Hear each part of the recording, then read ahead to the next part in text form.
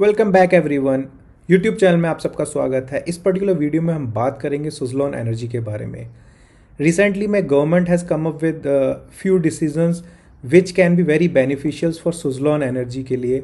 और apart from that अगर हम टेक्निकली बात करें तो टेक्निकली भी ये पर्टिकुलर स्टॉक एक अच्छे खासे लेवल पे है, जहाँ पे अगर इसने उस पर्टिकुलर लेवल के ऊपर गया तो दे आर हाई प्रोबेबिलिटी कि 15 से 20% का मूव कम से कम ये दे सकता है। सो सुजलॉन एनर्जी के बारे में बात करने के लिए बने रहें वीडियो के साथ।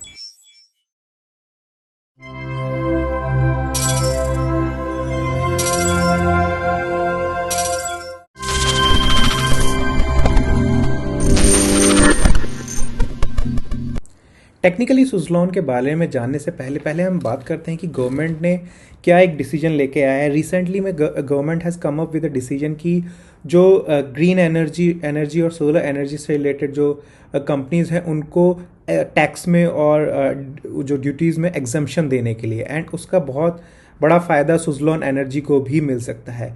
और उससे भी बड़ी जो पॉजिटिव न्यूज़ सुजलॉन एनर्जी के साथ आई है वो आई है कि government has decided to amend a policy which was developed in 2016, and उस पॉलिसी के तहत they are planning to upgrade old wind turbines. So अगर इस पॉलिसी में चेंजेस आए and government has come up with this policy तो इसका सबसे बड़ा फ़ायदा सुजलॉन एनर्जी को मिल सकता है। अगर हम सुजलॉन एनर्जी की बात करें, this particular company is into green energy and we know that government का बहुत ज़्यादा फोकस है ग्रीन एनर्जी पे इस टाइम पे।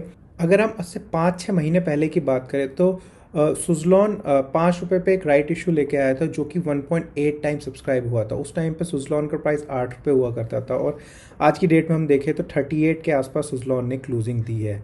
एंड रिसेंटली में इसने आई गेस 44 के आसपास का एक हाई भी मारा था सुजलॉन ने। अगर टेक्निकली हम सुजलॉन की बात करें, ये जो लेवल है 39.5 से लेकर के 40 पॉइंट के बीच का, it's a very strong resistance. And उसके पीछे जो रीज़न है इसका स्ट्रॉन्ग रेजिस्टेंस होने का, क्योंकि ये पर्टिकुलर लेवल एक multi year breakout zone Suzlon के लिए बन सकता है। सो मैं आपको दिखाता हूँ। अगर हम इसको देखें, just give me some time. अगर हम देखें तो जो करंट लेवल पे आज है सुजलॉन, ये जो प्राइस था ये समवेयर अराउंड अगस्त और सितंबर 2011 के आसपास 38-39 के नीचे सुजलॉन आया था। So there are high possibility कि सुजलॉन यहाँ इस पर्टिकुलर लेवल को based on the positive news इसके पास जो अभी है इसको ब्रेक कर सकता है।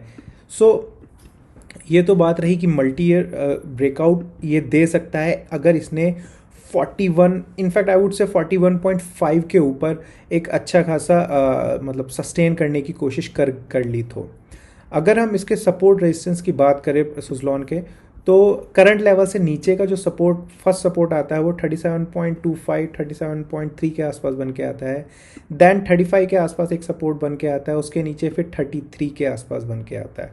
33 के आसपास के बाद जो सपोर्ट बन के आता है वो 31 के आसपास बन के आता है। एंड 31 के आसपास आई कैन से कि जो ना अगर 31 के आसपास आता है आप अच्छा खासा 30 रुपीज़ का एक रिस्क लेके अच्छा बल्क में अच्छी खासी क्वांटिटी में सुजलॉन को ऐड कर सकते हैं। But there are high possibility कि 33 के नीचे दिस पर्टिकुलर स्टॉक जाए ही नहीं, given the positive news this particular stock is having right now. And apart from that जिस तरीके का टेक्निकली पैटर्न इसमें बन रहा है, बट ऊपर के लेवल पे अगर ये स्ट्रॉन्ग रेजिस्टेंस जोन को ब्रेक करता है तो उसके बाद जो थोड़े बहुत जो इसके रेजिस्टेंस आएंगे वो 43.5 से 44 के आसपास आएगा, देन 47 के आसपास, और उसके बाद जो रेजिस्टेंस बन के आएगा वो 50-51 के आसपास सुजलॉन पे बन के आएगा।